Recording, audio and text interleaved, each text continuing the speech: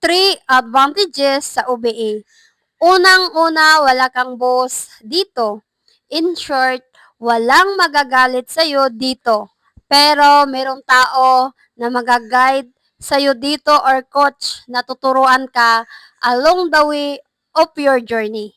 Pangalawa, kailangan mo ng 2 or 3 hours per day na kahit isa kang OFW, empleyado, pwedeng-pwede mo itong gawin at your become time or after sa duty mo. At yung pangatlo, hindi mo na kailangan na magkakaroon ka ng experience. Hindi mo na rin kailangan ng college degree ka para makapag-start ka. Kahit wala kang alam is pwedeng-pwede ito sa'yo ng Online Business Academy.